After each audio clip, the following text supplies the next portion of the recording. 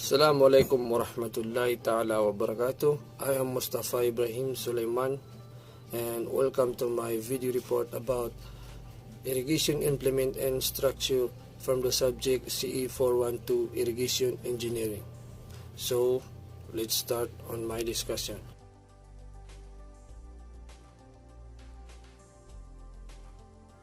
Irrigation is one of the most important useful things in mankind.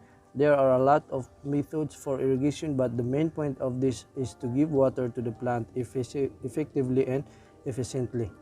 So, ang irrigation ay isa sa pinakamahalagang bagay na ginamit ng mga tao. Marami itong pinaggagamitan, ngunit ang pinaka-main point nito ay para magbigay ng tubig sa mga halaman ng mabuti.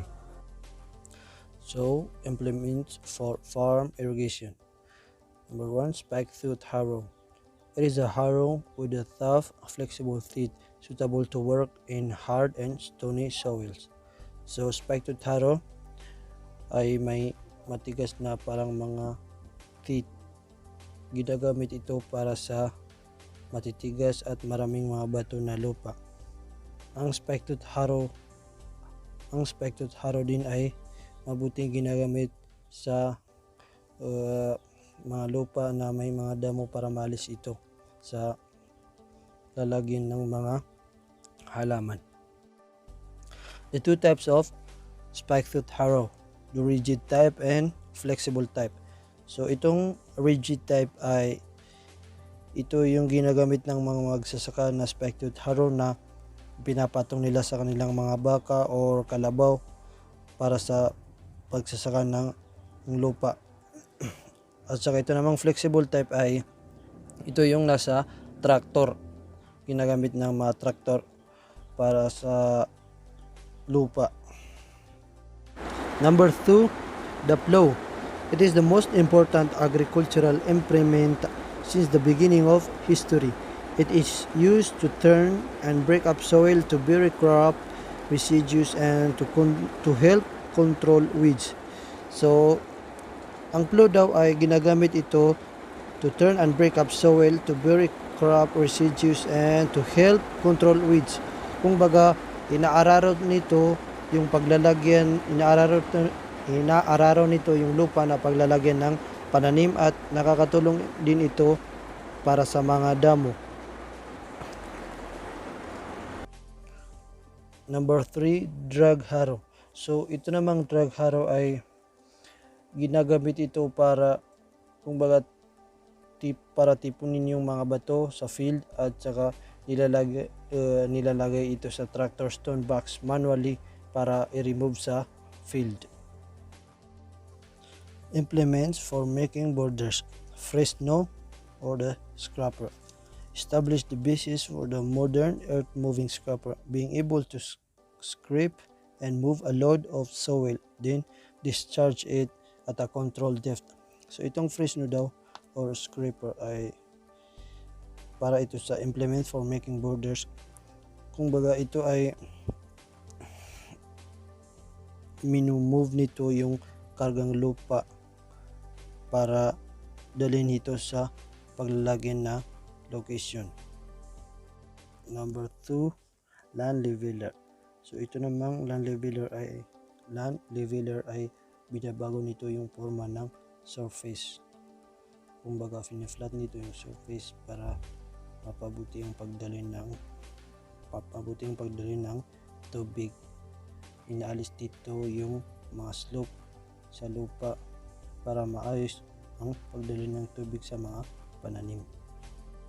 So, implements for making deep furrow. Furrow irrigation is the type of surface irrigation in which trenches or furrows are dug between crop rows in a field. So, itong furrow irrigation is isa itong type ng surface irrigation kung saan yung mga gitna ng crops, halaman ay nilalagyan ng padaluyan ng tubig, nilalagyan ng hukay para mapadaloy yung mga tubig para sa halaman. Implements for making corrugation. Corrugation irrigation is well adapted for the irrigation of medium and heavy textured soils. If fields have a tendency to bake, they are difficult to irrigate by flood methods. Flooding causes the soils to puddle and run together, which results in a hard crust after the surface dries. The crusting may retard plant growth. And that's all for my part. Thank you and Assalamualaikum. Assalamualaikum warahmatullahi ta'ala wabarakatuh. I am Naga Najib and I am here in this video to tackle about irrigation structure. Irrigation structure that are used to properly measure, regulate and distribute water from the point of diversion to the point of terminal use, built above the irrigated land so that irrigator obtain water directly from the main canal which carries water during the entire irrigation season. Structure used to supply water at the right time and right quantity. It is economical and it is always satisfactory to the irrigator. To build structures that have the required capacity and the strength to control the water at the irrigator's will. General classes of irrigation structures. Permanent structure. No structure is truly permanent, but the term permanent is applied to those structures which remain in place during one or more irrigation seasons. Temporarily structures. Structures that are moved from place to place during each irrigation, or those that built for only one season use. In an irrigation scheme, many structures with different functions exist. This report concentrates on presenting some typical structures that are commonly used for small irrigation schemes. The irrigation system consists of a main intake structure, a conveyance system, distribution system, a field application system, and a drainage system. The main intake structure directs water from the source of supply, such as reservoir or a river, into the irrigation system. The conveyance system assures the transport of water from the main intake structure or main pumping station up to the field ditches. The distribution system assures the transport of water through field ditches to irrigated fields.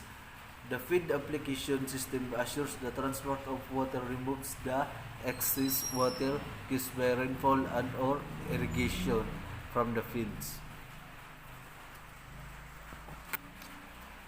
Main intake structure. A diversion structure is intake structure purpose to direct water from original source of supply, lake, river, reservoir, etc., into the irrigation system.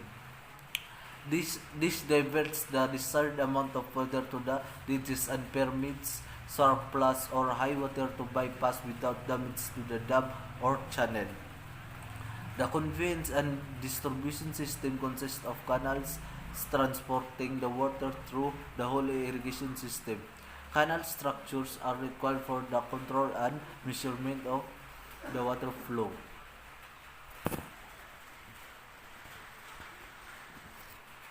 Open canal.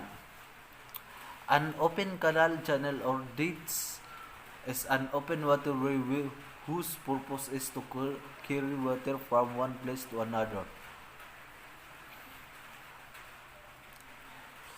Channels and canals are referred to main waterways supplying water to one or more farms. Field ditches have smaller dimension and convey water from the farm entrance to the irrigated fields. Canal characteristic. According to the shape of their cross-section, canal are called rectangular, triangular, trapezoidal, circular, parabolic, and irregular or natural. The most commonly used canal cross-section in irrigation or drainage is the trapezoidal cross-section. For the purposes of this publication, only this type of canal will be considered. The freeboard of the canal is the height of the bank above the highest water level anticipated. It is required to guard against overtopping by waves or unexpected rises in the water level. Earthen canals. Earthen canals are simply dug in the ground and the bank is made up from the removed earth. The disadvantages of earthen canals are the risk of the side slopes collapsing and the water loss due to seepage. They also require continuous maintenance in order to control weeds.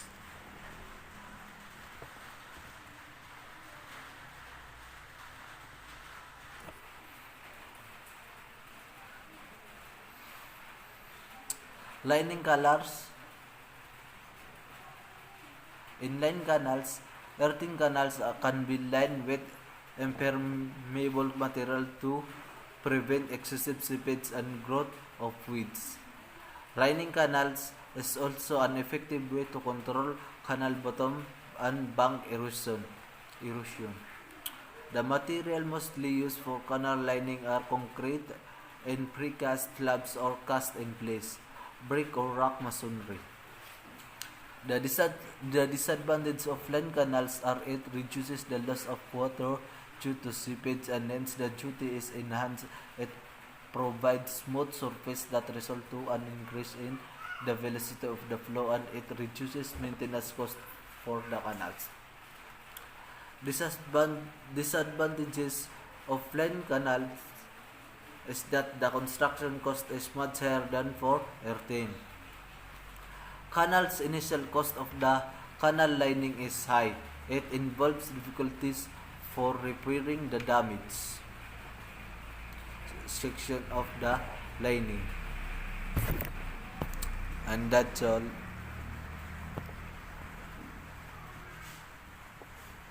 Thank you.